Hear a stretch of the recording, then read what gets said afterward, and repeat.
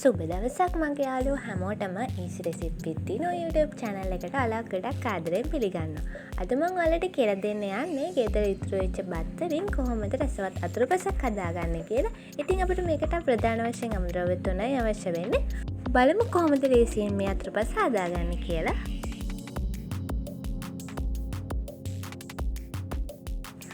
මුලින්ම මේ වගේ ට්‍රේ එකක් හරි භාජනයක් හරි අරගෙන අපි ඒකේ තෙල් හරි බටර් හරි ටිකක් ගාලා පැත්තකින් තියාගන්න ඕනේ. ඔයාලට මේකට ට්‍රේ එකක් වෙනකොට ගෙදර තියෙන ඕනම භාජනයක් අරගන්න පුළුවන්.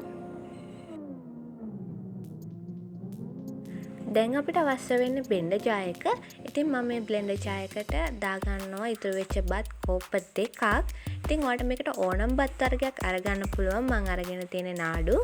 ඉතින් මේක සම්බා ඒ වගේම කැකුළු හාල් මේ වගේ ඕනම බත් වර්ගයක් අරගන්න පුළුවන්. මම මෙතන බත් කෝප්ප දෙකක් අරගෙන තියෙනවා. දැන් මම මේකට සීනි ග්‍රෑම් 180ක් වගේ එකතු කරගන්නවා. ඔයා මේකට කොකෝ පවුඩර් එකතු කරගන්නවා නම් සීනි ග්‍රෑම් 200ක් එකතු කරගන්න. මම දැන් මේකට එකතු කරන්නේ මයිලෝ මේස හැඳි 3ක් එකතු කරනවා. ඒ වගේම ලුණු තේ හැඳි භාගයයි. දැන් මේකට අපි වතුර මිලිලීටර් 200ක් දාලා හොඳට පේස්ට් එකක් වෙනකම් බ්ලෙන්ඩ් කරගන්න ඕනේ. මම දැන් මේක විනාඩි 2ක් වගේ හොඳට බ්ලෙන්ඩ් කරගන්නවා. ඔයා මේකේ බත් ඇට නැති වෙනකම් හොඳ පේස්ට් එකක් වෙනකම් ඔයා මේක බ්ලෙන්ඩ් කරගන්න ඕනේ. මේ තියෙන මම විනාඩි 2ක් වගේ බ්ලෙන්ඩ් කරගත්ත බත් ටික ඉතින් හොඳ පේස්ට් එකක් විදිහට බ්ලෙන්ඩ් වෙලා තියෙනවා. දැන් අපි මේක ලිපේ තියාගන්න භාජනයට මාරු කරගන්න ඕනේ.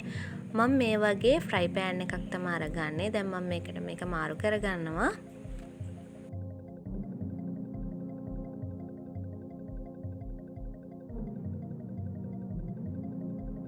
දැන් අපි මේ ෆ්‍රයි පෑන් එක ලිපේ තියාගමු. මේ වෙලාවේ ලිපේ ගින්දර සාමාන්‍ය මට්ටමේ තියෙන්න ඕනේ. ඉතින් මේක ලිපේ තියාගෙනවා මේක හොඳට හැඳි ගන්න ඕනේ. ඝන වෙනකම්ම. ඉතින් මේකට විනාඩි 15ක් 20ක් වගේ යනවා. මෙන්න මේ වගේ පදමට එන්න විනාඩි 5ක් 6ක් වගේ කාලයක් යනවා.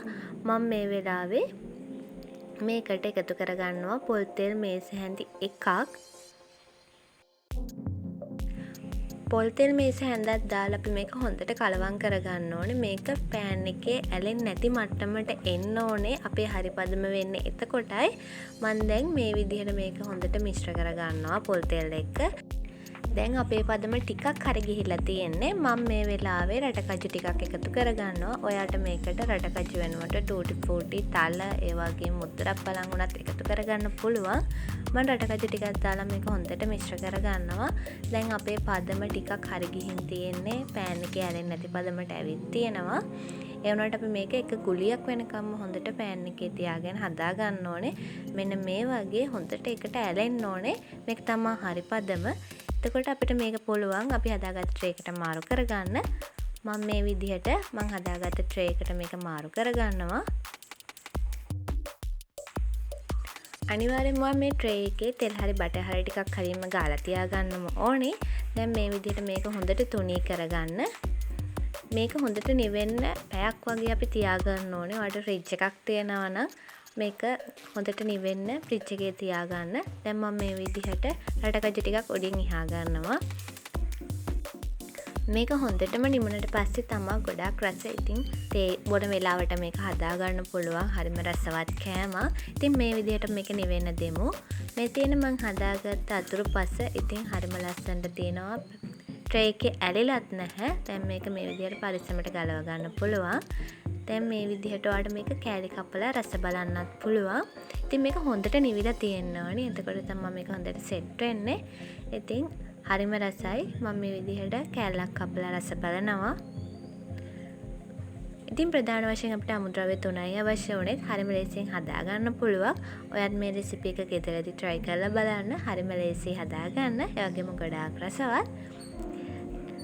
මං හිතනවා මේ රෙසිපි එක රස බලයි කියලා ගෙදර හදලා. එහෙනම් අද වීඩියෝ එක හොඳයි නම් ලයික් එකක් දාන්න. යාළුවන්ට බලන්න ෂෙයා කරන්න. channel එක subscribe කරන්නත් අමතක කරන්න එපා. අදට ගිහිල්ලා එන්නම්. මම දිනු. ඔයාලට සුබ දවසක්.